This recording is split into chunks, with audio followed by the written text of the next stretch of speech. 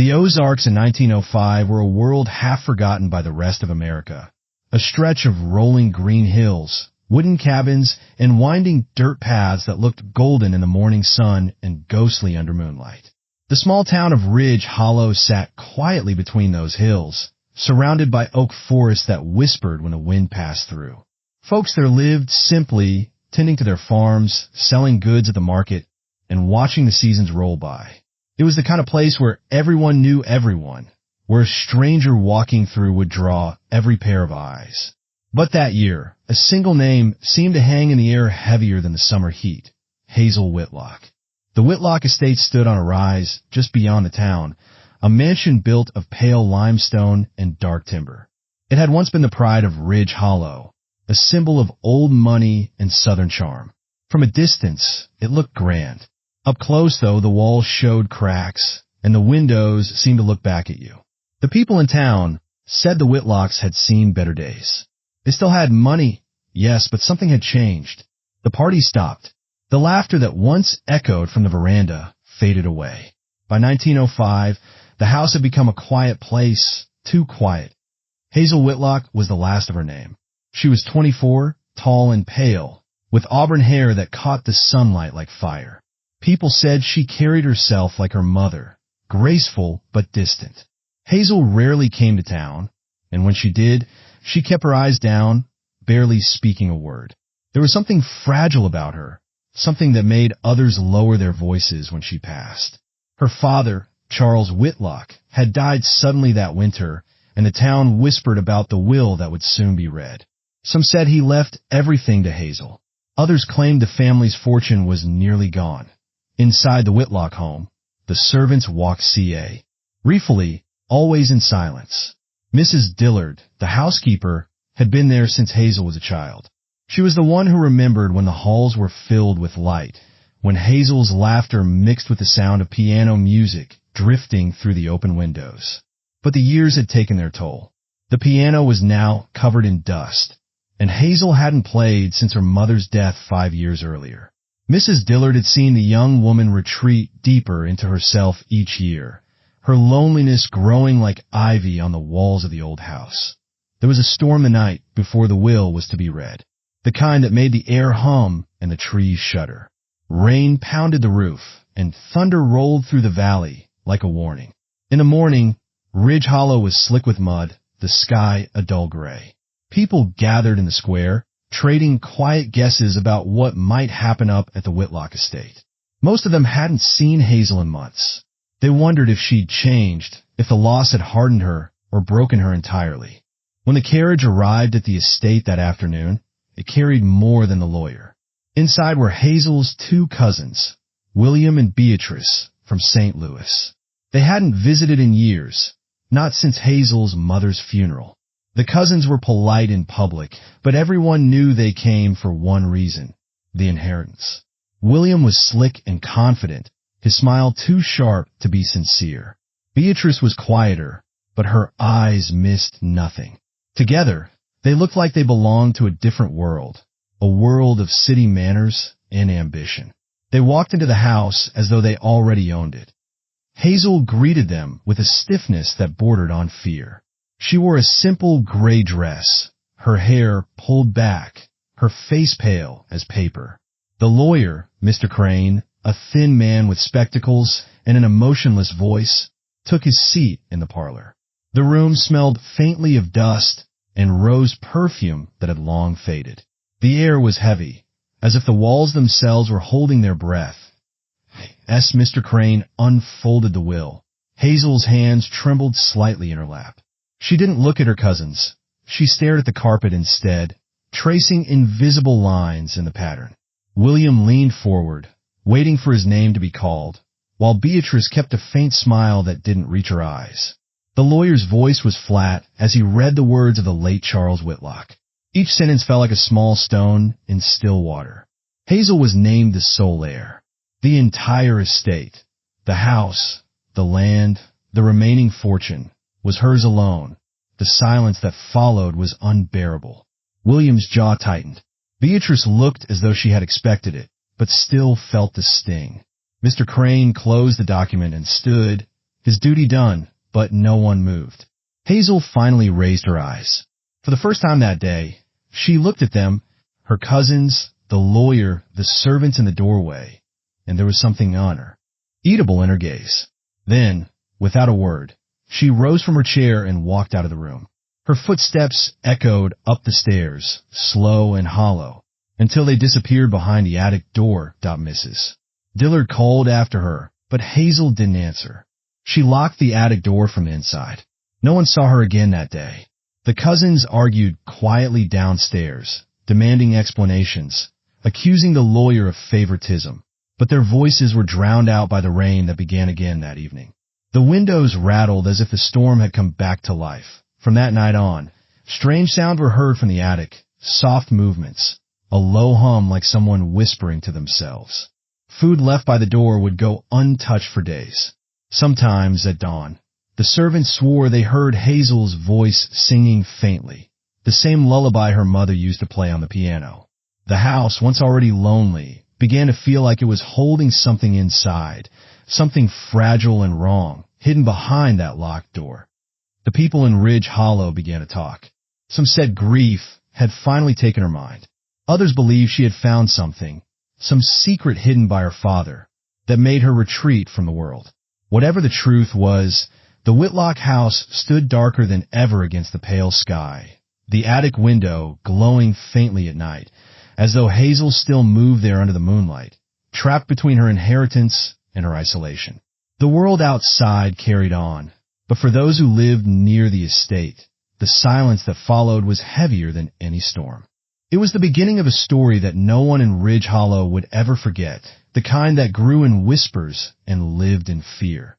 The story of Hazel of the Ozarks, the heiress who locked herself away after the reading of her father's will.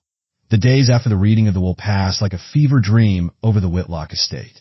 The storm had cleared, leaving the hills washed clean and quiet, but inside the house, the air stayed heavy. The cousins, William and Beatrice, lingered longer than anyone expected. They claimed they wanted to help Hazel manage the estate, but everyone knew they were there for another reason. They couldn't stand the thought of leaving empty-handed. The lawyer, Mr. Crane, had gone back to town, leaving behind polite words and legal documents. But his carriage hadn't even reached the gate before whispers began between the cousins. Hazel remained in the attic, refusing to come down. At first, the servants thought it was grief. She had always been delicate, prone to long silences and sudden bursts of melancholy. But this was different. Days passed without her voice. When Mrs. Dillard knocked, she heard footsteps move softly inside, then retreat. Meals were left by the door, sometimes eaten, sometimes not. At night, faint music floated through the ceiling. An old lullaby played on a cracked violin that had belonged to her mother. It was haunting and sad, like a memory she refused to let go of. William grew restless. He spent his mornings in the library, flipping through old ledgers and letters, pretending to take an interest in the estate's management. But really, he was searching. He had heard rumors years ago. Rumors that Charles Whitlock hadn't been as rich as he seemed, that debts were closing in, and that something valuable had been hidden to protect what remained. If Hazel had inherited everything, she also inherited whatever secret her father H. had been guarding, and William wanted it. Beatrice saw through him.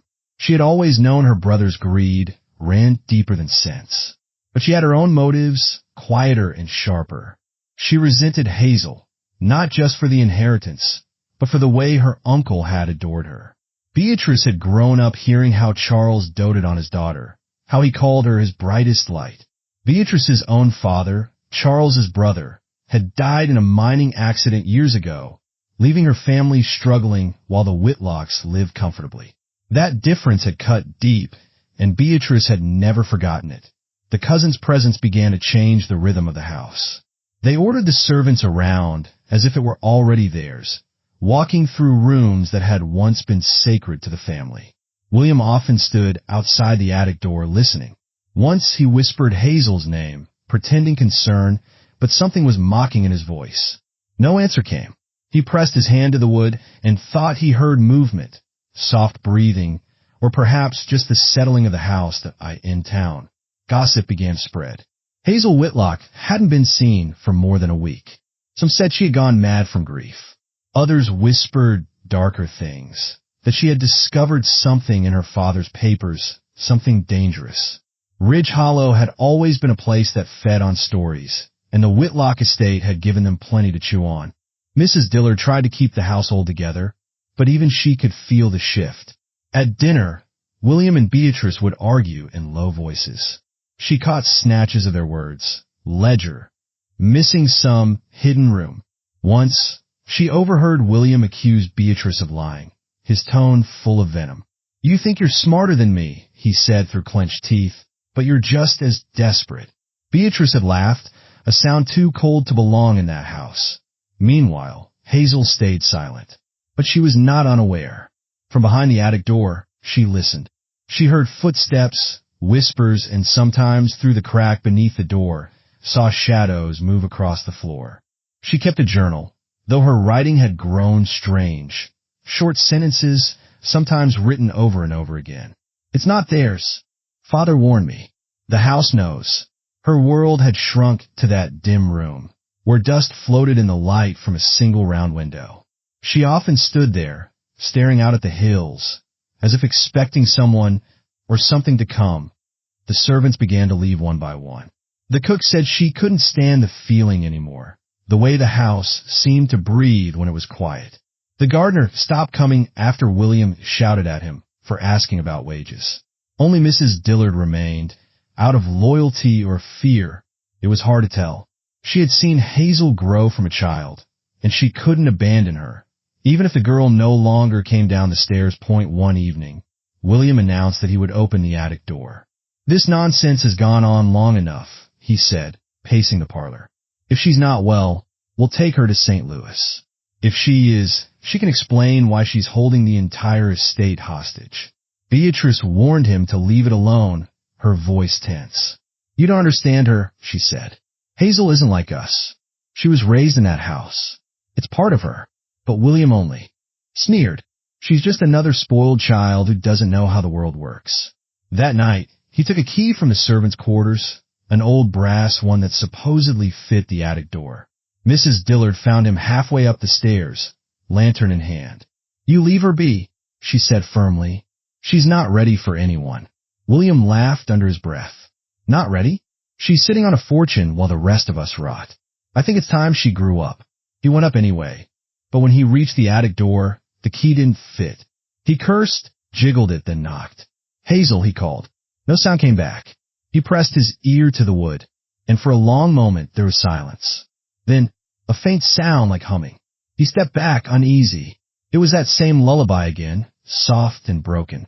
He turned and went downstairs without another word. From then on, his frustration became anger. He drank heavily in the evenings, pacing the hallways, muttering about hidden money and wasted potential. Beatrice watched him with growing disgust. One night, when he slammed his glass onto the table hard enough to crack it, she said quietly, "You're going to lose yourself over this." He looked at her, eyes dark. "You don't understand. There's something up there, something Father hid, and she knows it." Beatrice froze. "Father," she repeated. William's face twitched. "Never mind," he said, but it was too late. Beatrice realized then that William had known something all along, something he hadn't shared. At a few nights later, Mrs. Dillard found Hazel's old letters scattered in the study. Some are from her father, dated years before his death. They spoke in strange, guarded language, references to the attic key, the inheritance beyond gold, and the promise I couldn't keep. Mrs. Dillard read only a few lines before folding them up, her hands trembling. She wanted to burn them, to pretend she hadn't seen. But curiosity and fear stopped her. The tension in the house thickened until it felt like breathing inside a storm. Every night, footsteps echoed upstairs. Sometimes Beatrice thought she saw a shadow pass across the attic window, though she couldn't tell if it was Hazel or her imagination. Once, she thought she heard crying, but faint, distant, as though it came from behind the walls. When the townspeople came to check on them, mostly out of curiosity, William turned them away at the gate. "The family needs privacy," he said coldly. But after they left, he would stand by the window for hours, staring at the road, as if expecting someone to come who never did. The breaking point came quietly. It wasn't a scream or a fight. It was a letter. Beatrice found it on the dining table one morning, sealed with Hazel's handwriting. Inside were only a few words. The truth is not yours to claim. That single sentence sent William into a rage. He tore through the study, ripping drawers open, throwing papers on the floor. "She's mocking me," he shouted. Beatrice tried to calm him, but he pushed past her, his eyes wild. "She thinks she can keep this all to herself. She's hiding something, and I'll find it, even if I have to tear this house apart."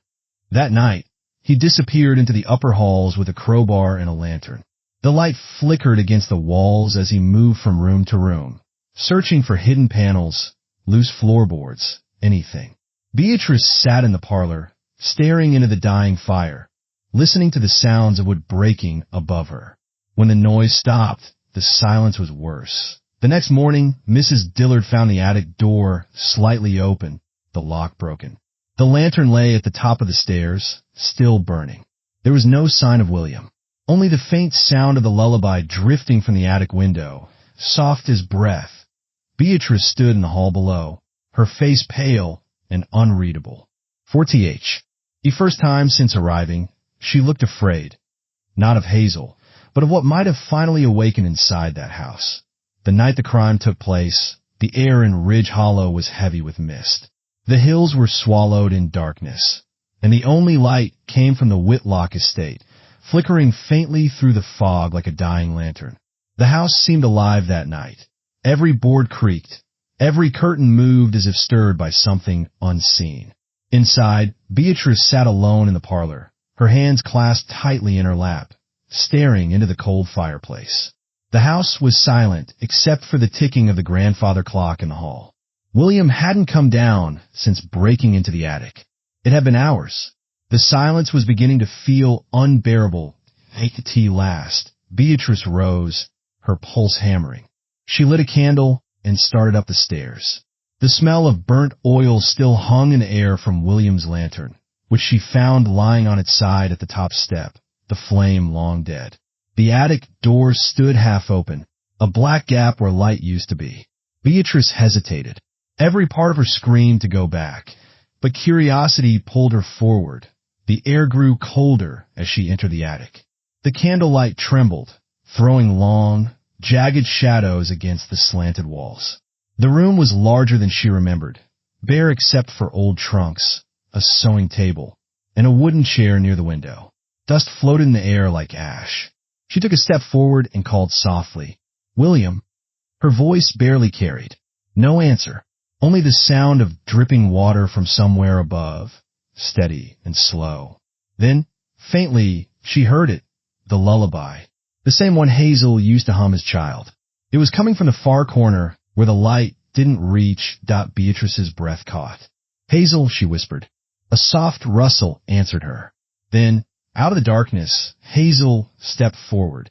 She looked like a ghost, her skin pale, her hair tangled, her eyes wide and unfocused. She was barefoot, wearing a faded nightgown, and in her hands she held something small and sharp, a broken shard of glass from a picture frame. Beatrice froze where she stood, the candle shaking in her grip. "Hazel," she said quietly, "you need to put that down." But Hazel didn't move. Her voice, when it came, was distant, hollow. "He shouldn't have come up here." "William?" Beatrice asked, her throat tight. Hazel nodded slowly. "You want to take it? Father said it must never leave this room." "What are you talking about?" Beatrice took a step closer. "Hazel, what did you do?" The younger woman's eyes filled with tears, but she didn't blink. "He wouldn't stop," she said softly. "He kept opening the trunks, tearing things apart. He said I was hiding the money. But it's not money, it's the truth. He laughed when I told him. He said Father was a liar. He said I was too." Her voice trembled. "So I showed him." Beatrice felt her heart stutter. She looked around the room, the candlelight darting across the floor, and then she saw it. Near the far wall, half hidden by an old quilt, was William. He lay motionless, his shirt dark and wet with blood. His eyes were open, glassy, staring at the ceiling. For a long moment, Beatrice couldn't breathe. The air seemed to vanish. She dropped to her knees beside him, pressing her trembling hands against his chest, but there was no movement, no warmth.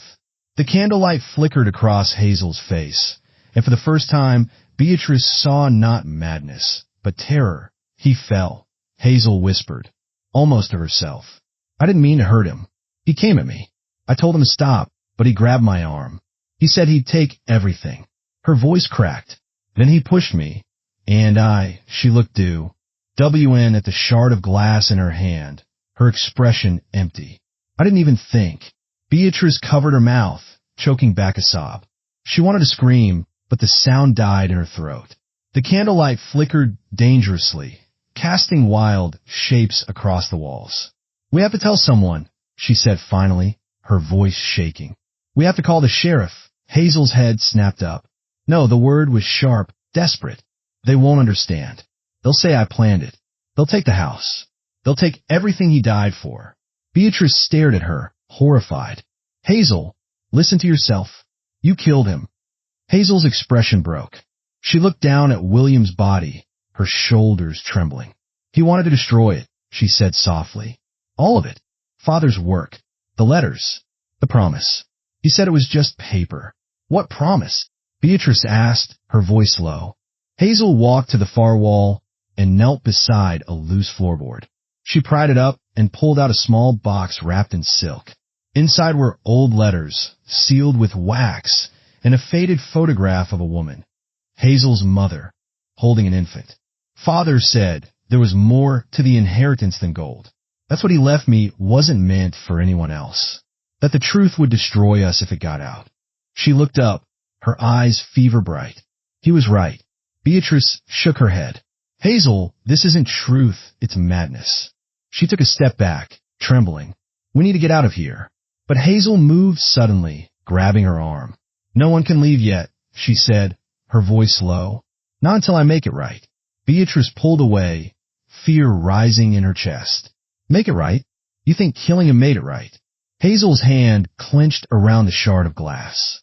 You don't understand. The house needs to be quiet again.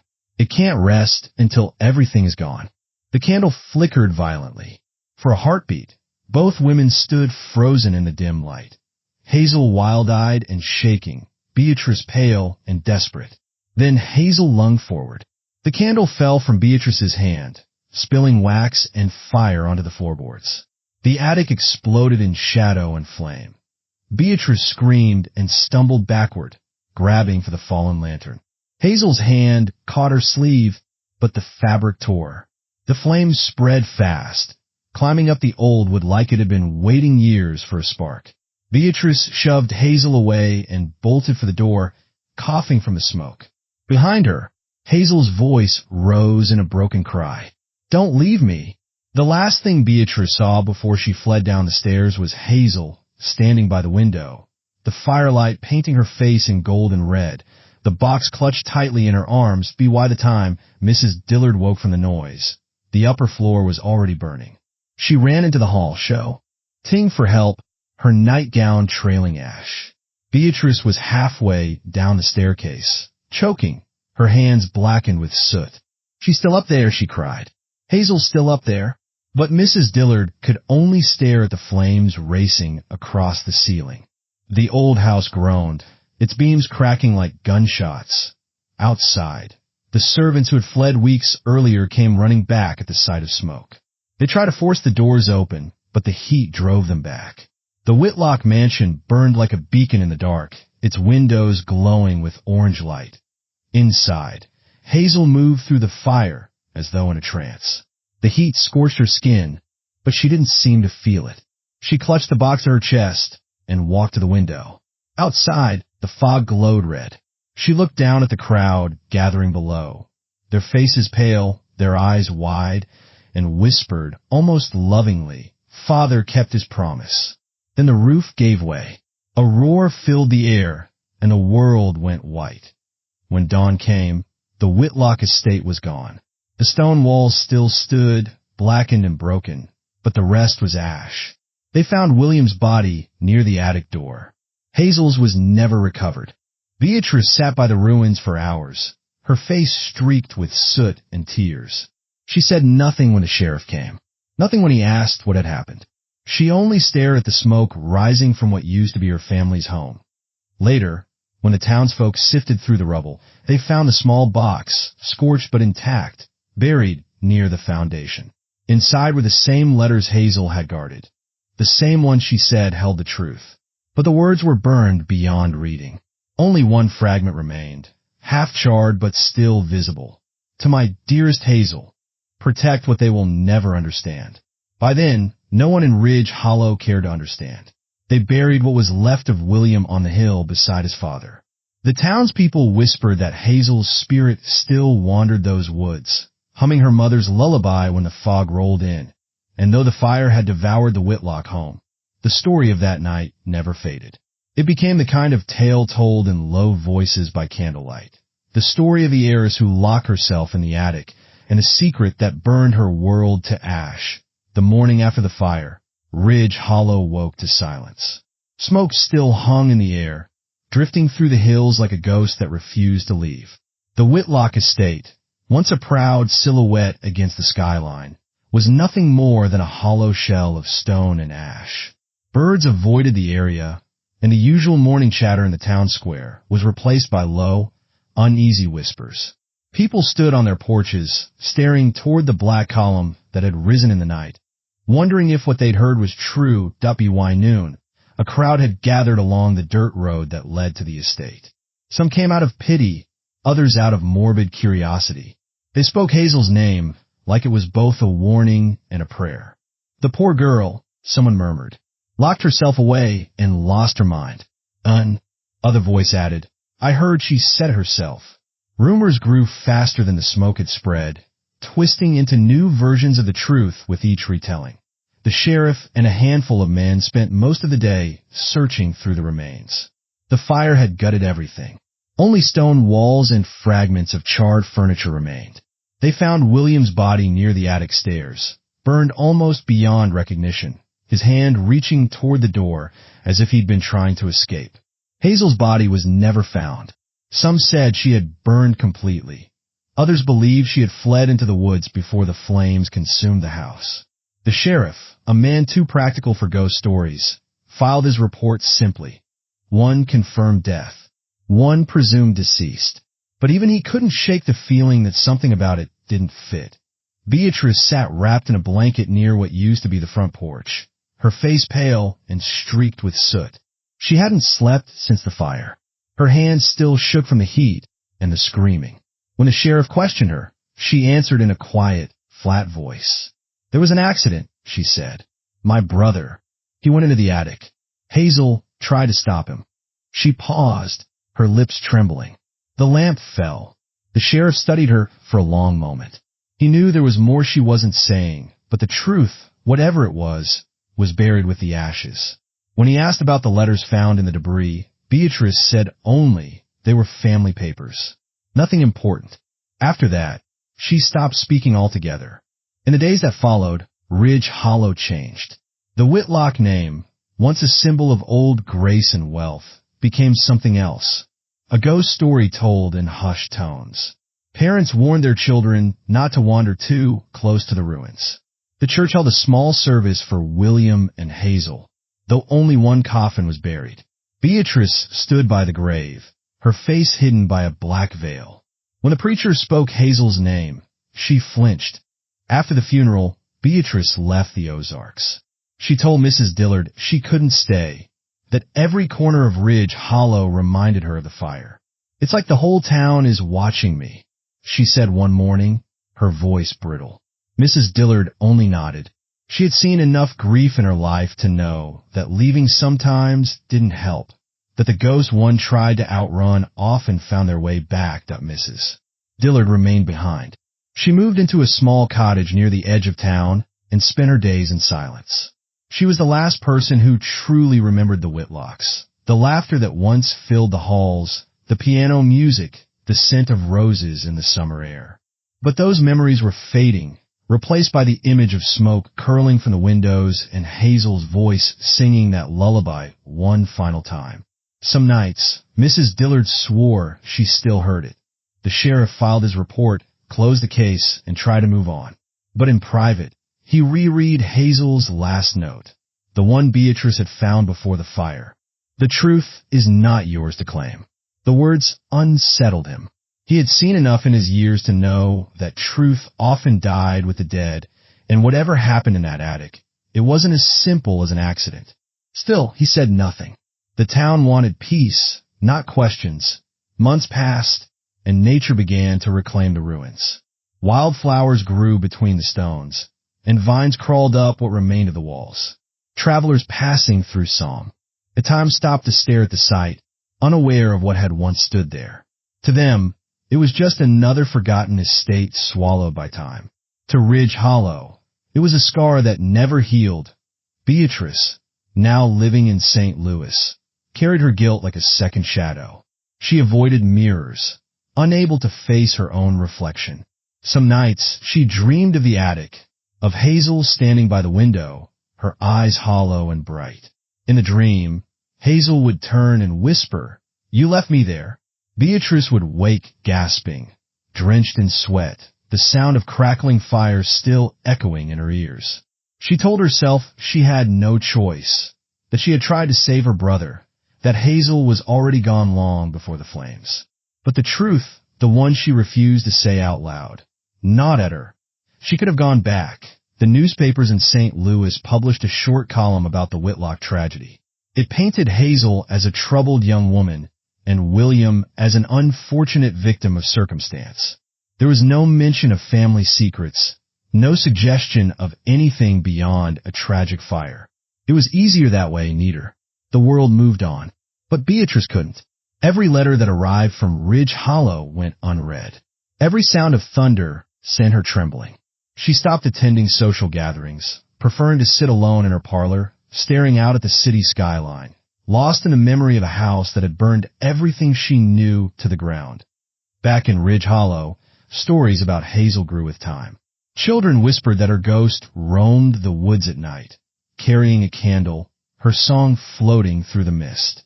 Older townsfolk swore they saw her silhouette in the attic window when the moon was high, even though the window no longer existed.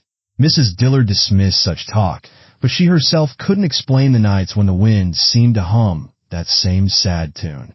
One autumn evening, nearly a year after the fire, Mrs. Dillard returned to the ruins. The air was cool, the hills quiet. She brought flowers and laid them where the front door had once stood.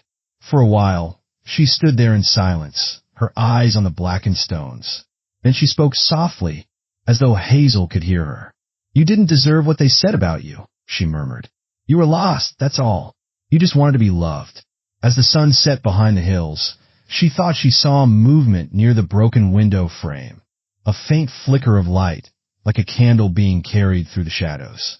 She closed her eyes and whispered a prayer, though she wasn't sure for whom. The Whitlock name eventually faded from conversation. The town rebuilt, the world changed, and Ridge Hollow grew quieter with each passing year. But for those who remembered, the story lingered, a reminder that wealth couldn't protect against madness, and that love, twisted by grief, could become something unrecognizable. Beatrice never returned. She lived out her days in silence, never marrying, never speaking of her cousins or the fire. When she died years later, her servants found a small, scorched box in her desk drawer. Inside was a single page, what remained of her uncle's final letter to Hazel. The writing was faint, but the last line was clear enough to read. "The truth, my dear, is sometimes best buried with us." By then, the ruins of the Whitlock estate had long disappeared beneath moss and roots. Only locals still knew where it had stood. Sometimes, when the fog rolled over the hills just right, travelers claimed they heard faint music drifting through the trees, a lullaby carried on the wind, soft and sorrowful, like a memory that refused to die. Years passed, but the story of the Whitlock fire refused to die. Ridge Hollow had a way of holding on to its ghosts, both real and imagined. Yes, these were gone, the land reclaimed by time. Yet the town still whispered about that night whenever thunder cracked over the hills or when the wind moaned through the trees. For those who lived through it, the fire was more than a tragedy. It was a reckoning. The official record remained simple. Accidental fire, 1 confirmed death, 1 presumed deceased. But everyone in Ridge Hollow knew that simplicity was a lie. Beneath the official report lived a web of secrets, guilt, and unspoken truths. There was no trial, no justice, no closure. Just silence. A silence that echoed louder than any verdict. Beatrice Whitlock lived the rest of her life behind drawn curtains, her fortune intact, but her peace destroyed. In the city, she became a recluse, known to neighbors only as the Pale Widow, though she had never married. She donated to churches and charities, as if trying to buy forgiveness with quiet generosity. But no amount of charity could erase what she carried inside. The memory of her brother's screams, Hazel's voice, and the fire that had burned everything she'd ever known. On a rare occasion, she wrote to Mrs. Dillard. Her letters were short and fragmented. "Do you ever hear her?" One note asked. "At night, I still do." Another simply read, "I wish I had told the truth." She never said which truth she meant.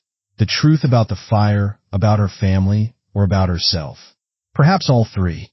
Mrs. Dillard outlived her employers, but never escaped their story. She remained in Ridge Hollow, growing old among the whispers and half-believed legends. In her later years, when people asked about the Whitlocks, she told the story not as a tragedy, but as a warning. Money hides sins, but it can't cleanse them, she'd say. And love can destroy just as much as it saves. The sheriff who closed the case died, believing he'd failed. He'd seen the signs. The bloodline rot, the isolation, the strange tension between the Whitlocks. But the town wanted peace, not truth. "It's better left buried," the mayor had told him. So he buried it. Yet on his final night, he asked his son to burn his old files, saying, "There's a ghost in those papers, and she won't rest until she's forgotten." Hazel Whitlock's name became folklore. Children whispered it during storms. Teenagers dared each other to walk the ruins by moonlight.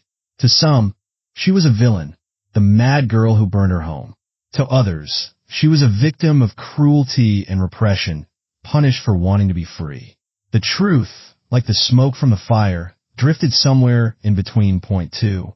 The moral weight of silence. No one faced legal consequences. There was no justice system for secrets buried in soot and memory. But the emotional sentences were lifelong.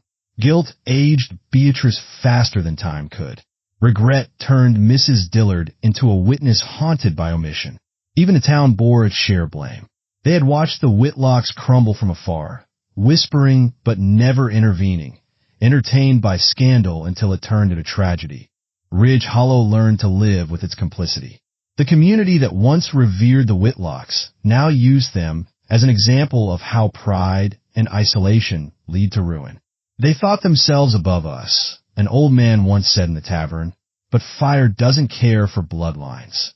Yet beneath their moral judgments lay something quieter and more human, a fear that what happened to the Whitlocks could happen to anyone. That love, when twisted by grief and pride, could drive even the sanest heart to madness. The Whitlock tragedy became more than a local legend. It became a mirror reflecting society's darker truths. The story highlighted the fragility of class respectability, the ease with which power can turn corrupt, and the silent suffocation of women bound by societal expectations. Hazel's descent into isolation was not born of madness alone, but of neglect, emotional, familial, and social. In her journals, one of which surfaced decades later, Hazel wrote, "They say I'm fragile because I feel too deeply. But what is sanity if not the ability to hide your pain better than others?" Her words resonated long after her death, stirring uncomfortable conversations about mental health, gender roles, and the cruelty of silence in polite society. Scholars who later studied the case used the Whitlock story to illustrate the moral blindness of the elite, the way wealth insulated sin and suppressed scandal. In that sense, the fire was both literal and symbolic, a cleansing of pretense, a burning away of illusion. Point 4. The themes that endured. At its core, the Whitlock tragedy was not about fire. It was about human frailty. about the way love curdles into obsession, how grief festers when unspoken, and how silence can be more violent than truth. The crime, whether deliberate or accidental, was the culmination of years of repression. William's cruelty, Hazel's despair, and Beatrice's fear all converged in that one act of destruction. Each bore their share of blame, yet each was also a victim of circumstance, of bloodline, of their own inability to break free from the weight of family expectation. The story left behind a moral paradox. Justice, as society defines it, was never served. There were no trials, no confessions. Yet perhaps the deeper justice lay in the punishment they gave themselves. Living haunted by the past, trapped in memories they could never escape, that Hazel's ghost, real or imagined, symbolized that enduring guilt. The part of the human soul that refuses to die when truth is buried. Her song in the wind became a metaphor for conscience itself. Soft, persistent, impossible to silence, be why the time the century turned, the Whitlock estate had vanished completely, swallowed by forest and time.